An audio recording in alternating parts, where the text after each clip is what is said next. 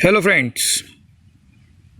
Now we are started chapter number 1, Living World.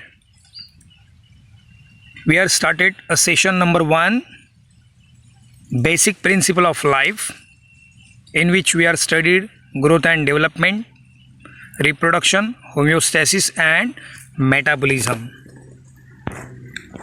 So basic principle of life. Basic principle of life is also called as a characteristics of living organism. हम लोग उसको क्या बोलते हैं? Characteristics of living organism. तो कौन कौन से कैरेक्टर है लिविंग ऑर्गेनिज्म के? आप लोग बोल सकते हैं कि ये कैरेक्टरिस्टिक्स है लिविंग ऑर्गेनिज्म के. ऐसे कौन कौन से कैरेक्टर हो सकते हैं लिविंग ऑर्गेनिज्म के? तो पहला है growth, reproduction, metabolism, response to the environment, cellular structure and composition, homeostasis. All these are the characteristics of living organism. तो मैंने नीचे जो डायग्राम दी है आपको, तो उस डायग्राम में आप लोग कुछ कैरेक्टर देख सकते हो. उसमें ग्रोथ है, रिप्रोडक्शन है, हेरिडिटी छोड़ दो, होम्योस्टैसिस है, मेटाबॉलिज्म है, सेलुलर है, रिस्पॉन्स है, रिस्पॉन्स टू द इन्वायरमेंट. ये सब किसके कैरेक्टर है? किसी लिविंग ऑर्गेनिज्म के. So now in this character we are only studied a few characters. में सब लोग कुछ कैरेक्टर स्टडी करेंगे. Okay, so in this character some are definite character, some are not definite character. जो living organism में definite character बैठते हैं वो लिविंग ऑर्गेनिज्म में ही रहते हैं, वो डेफिनेट कैरेक्टर बोल सकते हो. जो लिविंग में भी रहते हैं, नॉन लिविंग में रहते हैं, उसको हम लोग डेफिनेट कैरेक्टर नहीं बोलेंगे. तो फर्स्ट कैरेक्टर हम लोग देखते हैं growth and development. So what is growth? Growth is an increase in a mass, size and shape. आप लोग नीचे डायग्राम में देख सकते हो. एक छोटी बच्ची है, जैसे जैसे बड़ी हो रही है, आप लोग कौन सी स्टेज में वो देखो, और बाद में वो कैसे हो गई? बुढ़ी हो गई. सो ये ग्रोथ ही है ना, डेवलपमेंट ही है ना. So this are the growth and development. So this are increase in mass में इंक्रीज हुआ है, साइज में इंक्रीज हुआ है and shape. So this growth is a irreversible process. हम लोग लिविंग ऑर्गेनिज्म के लिए क्या बोलेंगे? Growth is a irreversible process in animal. मैंने क्या वर्ड यूज किया? Animal. Growth is a irreversible process in animal. But now this growth is not a definite character. This are the character of living organism. Growth क्या है? ये character है living organism का, but it is not a definite character. मैंने आपको पहले ही बोला कि ये इरिवर्सिबल है एनिमल में, मगर रिवर्सिबल भी है नॉन लिविंग ऑब्जेक्ट में. फॉर एग्जांपल बोल सकते हैं हम लोग. So now growth in living organism, सब जितने भी एनिमल है, वो जो ग्रोथ होती है वो कैसी है? इरिवर्सिबल. इंक्रीज हुआ मास, शेप, साइज, वापस ये बुढ़ी से वो वापस बच्ची नहीं बन सकती है. But what about non living object?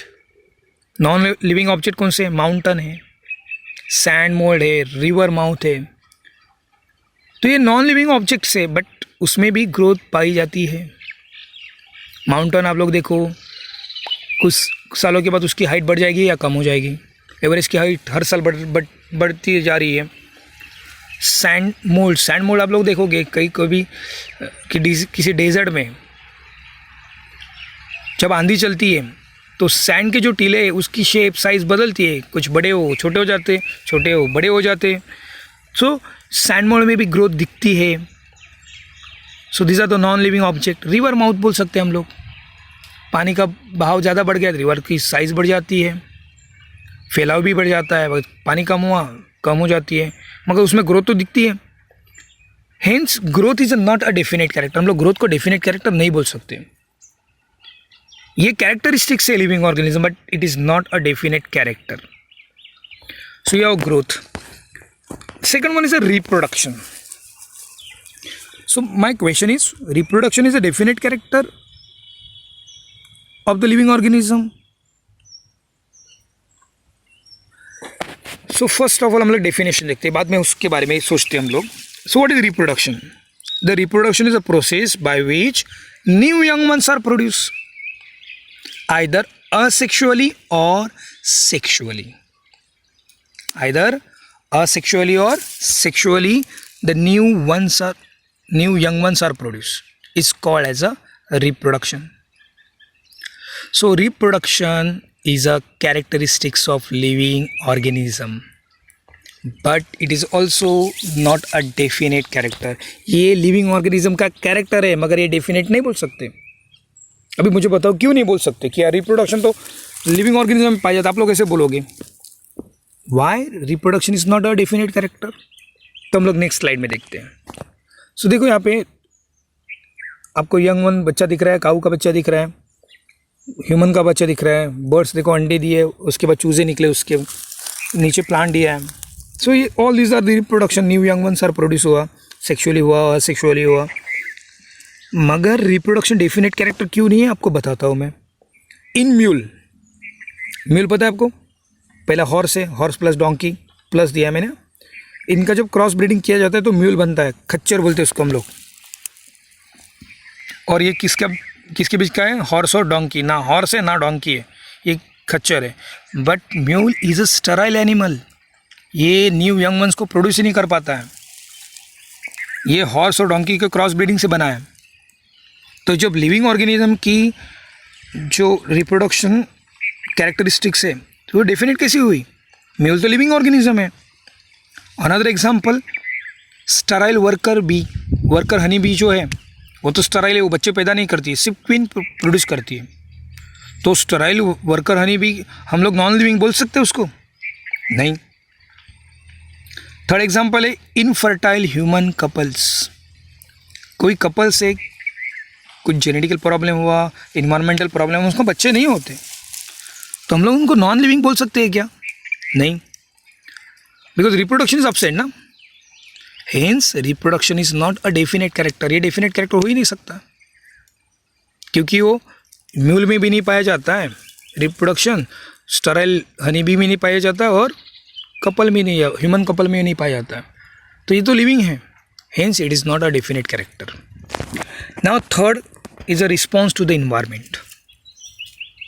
Every organism have regulatory mechanism to coordinate internal function to respond to the stimuli and cope up with environmental stresses. आप लोग stimuli किसको बोलेंगे? There is a external and internal changes occur in the body. जो external और internal changes body में होते, इसको हम लोग stimuli बोल सकते हैं. देखो यहाँ पे गर्मी में आपको पसीना निकलेगा, ये रिस्पॉन्स टू द इन्वायरमेंट. ठंडी में शिवरिंग होगी, पसीना नहीं निकलेगा, ये भी रिस्पॉन्स है, स्टिमुल है. कोई ऑब्जेक्ट आपके सामने आ रहा है तो आप लोग साइड में जाओगे, दिस आर रिस्पॉन्स टू स्टिमुल है. कोई गर्म चीज़ आपके पास रखी और गलती से आपने टच किया तो इमीडिएटली आप निकालोगे, ये रिस्पॉन्स स्टिमुला है, बिकॉज वहाँ पे टेम्परेचर अलग था. So now here the mechanism to coordinate internal function. Body internal function को क्या करती है? कोऑर्डिनेट करती है. It is a characteristics of living organism, but it is not and it is a definite character. ये हम लोग जो स्टिमुलाई बोलते हैं, रिस्पॉन्स टू द इन्वायरमेंट, ये क्या है? Definite character. तुम लोग ग्रोथ रिप्रोडक्शन देखा, it is not definite character, but the response to the environment, cellular organization is a definite character of the living organism. For example, देखो organs perform the specific function such as carrying oxygen throughout the body, removing wastage, delivering nutrient to the cell, every cell, and cooling the body. All this activity occur in the body. It is a internal response to the body. It give internal and external response to the body stimuli. For example, नीचे आपको diagram दिए मैंने, ये touch me not का plant है. Touch me not plant को आप लोग जिस देखो उंगली टच किए जैसे, तो वहाँ के पत्ते क्या हो गए? सिकुड़ गए. तो ये क्या है? रिस्पॉन्स स्टिमुला है, इन्वायरमेंटल रिस्पॉन्स है, रिस्पॉन्स टू द इन्वायरमेंट. वो पत्ते क्यों सिकुड़ गए? वहाँ पे जो पिटियोल, उसके लैमिना में जो पत्तों में जो पानी था वो कहाँ पे गया? स्टेम में निकल गया, पेटियोल में निकल गया. इसके से वो टच मी नॉट के लीव्स कैसे हो गए? मुरझा गए, सो गए बोल सकते हैं हम लोग. तो ये क्या है? स्टिमुला है, response to the environment, and it is a definite character. ये डेफिनेट कैरेक्टर क्यों है? किसी नॉन लिविंग ऑब्जेक्ट में ऐसा नहीं होता है. इंटरनल ऑब्जेक्ट, अभी तो पत्थर पड़ा है, नॉन लिविंग ऑब्जेक्ट है, या सैंड पड़ा है, तो वो उसमें स्टिमुला नहीं है, उसमें कुछ रिस्पॉन्स नहीं है, ना टेम्परेचर का रिस्पॉन्स है, ना लाइट का है, ना वाटर का है, किसी का रिस्पॉन्स में नहीं रहता है. बट जिसमें रिस्पॉन्स है अभी टेम्परेचर का रिस्पॉन्स है, कोई भी चीज़ है टेम्परेचर में दिखते आपको रिस्पॉन्स कर रही है, बराबर है ना। तो internal response as well as external response मैं बोलता हूँ, दोनों रिस्पॉन्स, तो उसको क्या बोलेंगे हम लोग, स्टिमुला, and it is a definite character of living organism. Next one is a homeostasis. It is a characteristics of living organism and it is also definite character.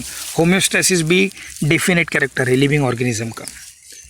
So what is homeostasis? It is the ability of organism to maintain constant internal condition. It is the ability of organism to maintain constant internal condition is called as a homeostasis. So homeostasis में देखो आप लोग, कोई भी organism में internal temperature क्या करता है, कांस्टेंट करता है. फॉर ह्यूमन बीइंग का बॉडी टेम्परेचर कितना है, 37 degree temperature. We are warm blooded animal. तो ये अपना टेम्परेचर बढ़ता सिर्फ बुखार में है, नहीं तो नहीं बढ़ता. मगर टेम्परेचर कैसे रहता है, आप लोग आपका बॉडी टेम्परेचर साल भर मेंटेन करते हो. सो ये होम्योस्टैसिस बोलते हैं. क्या बोलते हैं इसको, होम्योस्टैसिस. कूलिंग किया, वो एसी बहुत कूल किया, ऐसा नहीं कि बॉडी अपना टेम्परेचर कम हो जाता है, बॉडी टेम्परेचर उतना ही रहता है. बहुत गर्मी हो गई, बहुत धूप में खड़े हो तो भी टेम्परेचर उतना ही रहता है. So these are the homeostasis.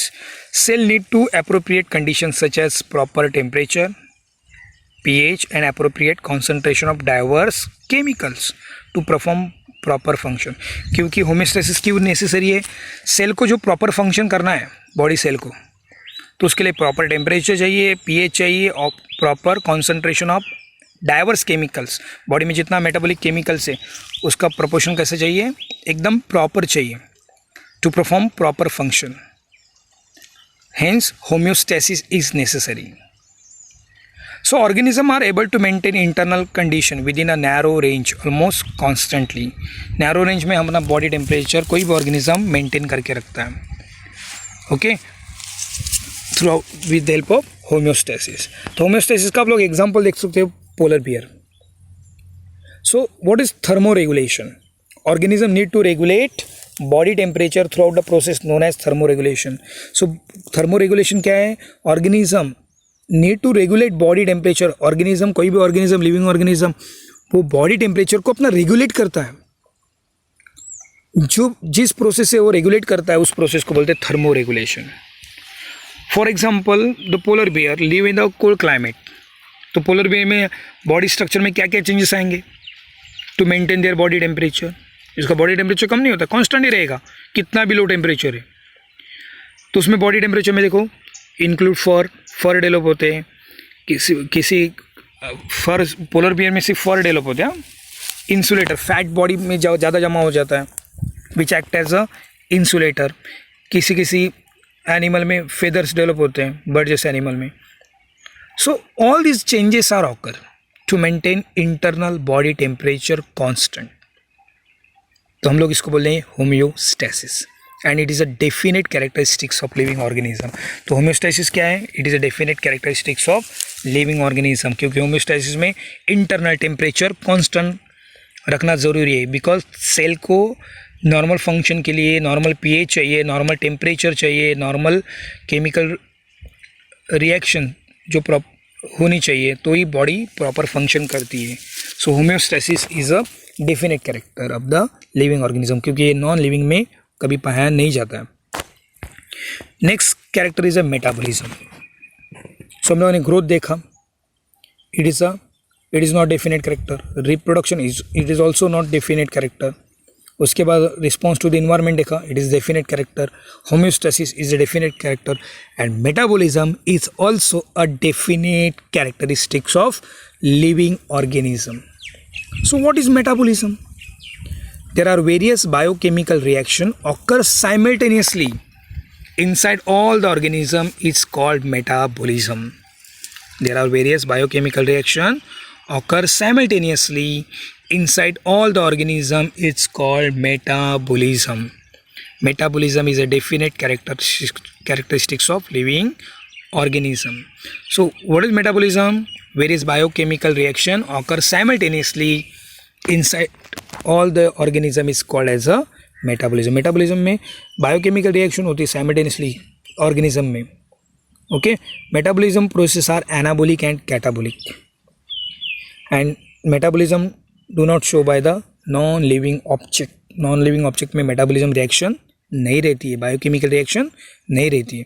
And metabolism reaction कितने हैं, एनाबोलिक एंड कैटाबोलिक. तो एनाबोलिक आप लोग एग्जांपल देख सकते हैं, photosynthesis process, it is a anabolic process. Anabolic process में एडिशन होता है. सो फोटोसिंथेसिस प्रोसेस कैसे होती है, CO2 plus water in the presence of light and chloroplast क्या बनता है, कार्बोहाइड्रेट. तो एडिशन प्रोसेस है, anabolic is addition process. Okay, addition process में सिंपल कंपाउंड लेके कॉम्प्लेक्स ऑर्गेनिक सबस्ट्रेट बनता है. एग्जांपल फोटोसिंथेसिस, प्लांट क्या लेता है, कार्बन डाइऑक्साइड लेता है. दूसरा क्या लेता है, light in the chloroplast, water लेता है, और क्या बनाता है, कार्बोहाइड्रेट बनाता है. So this process is called as a photosynthesis, anabolic reaction. So what is catabolic reaction? Catabolic is a subtraction reaction. So cellular respiration is a catabolic process. मैंने पहले बोला photosynthesis is a anabolic process जिसमें addition होता है और complex organic material synthesis होता है. Catabolic process में complex organic substrate broken down होता है into the simple one to release energy in the form of ATP. तो हम लोग सेल्यूलर रेस्पिरेशन में देखो, हम लोग we require energy in the form of ATP. So we need food. तो हम लोग क्या करते हैं, फूड खाते हैं, चाहे प्रोटीन खाओ, चाहे कार्बोहाइड्रेट खाओ या फैट्स खाओ. तो सेल्यूलर रेस्पिरेशन में क्या हो जाता है, so all this complex food converted into the simple one to release energy in the form of ATP, and this ATP utilize by our body. So ATP is also called as a currency of energy. जब जब energy चाहिए वो हम लोग energy किस form से लेते हैं, ATP फॉर्म से. So these are called as a catabolic reaction. Okay, so metabolic reaction are two types, catabolic and anabolic. Anabolic में एडिशन होता है, फोटोसिंथेसिस रिएक्शन. कैटाबोलिक में सब्सट्रैक्शन होता है. It is a complex to simple. So example is a cellular respiration in catabolic process. Okay, आज के लिए इतना ही काफ़ी है. Thank you and take care.